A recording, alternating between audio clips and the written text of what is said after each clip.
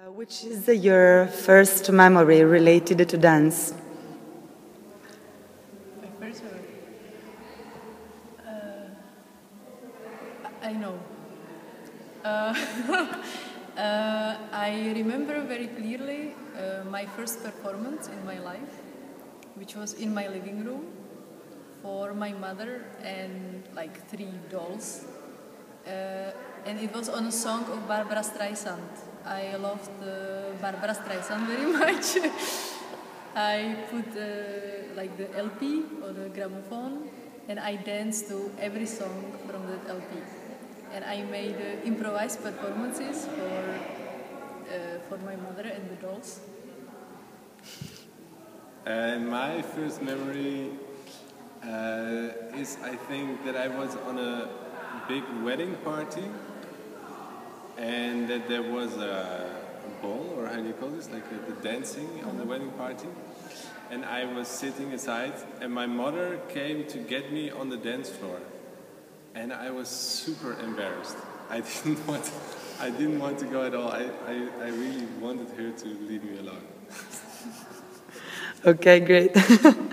And if you have to choose a particular sound or a particular music which represent yourself or your dance world or your music world, which will you choose? Lately, for me, but it's only lately, it changes a lot. But my body gets inspired a lot by Tom York from Atoms for Peace. For Radiohead. From Radiohead as well.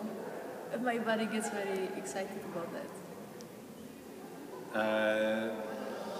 With me it also changed a lot, but for me maybe it's good to answer the question like this. I started to play the cello when I was young, the violoncello. Then later I went to the contrabass and studied contrabass. And then I started to play cello again, and now the last years, in my mind, I have this battle of love for the cello or love for the bass, and I always feel I have to choose as if it's some kind of relationship. So it would be like the cello or the bass. Okay.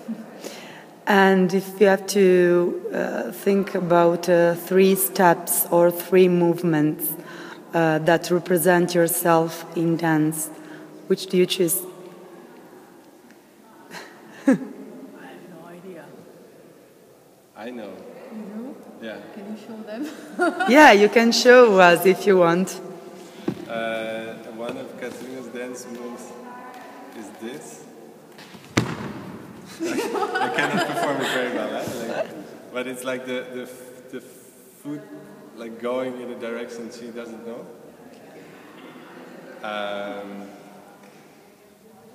So that's one, and I think this. Okay. This is one.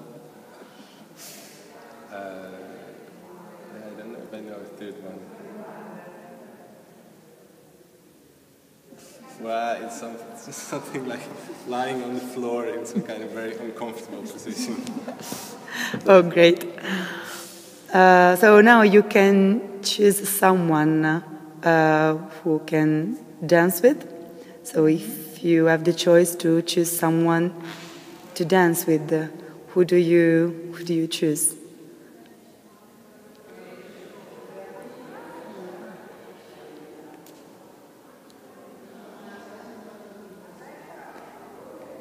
If you have someone. From way back.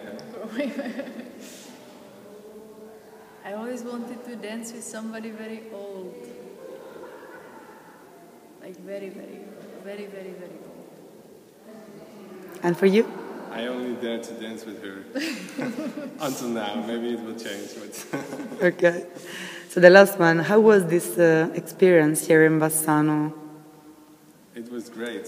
For me it was really inspiring.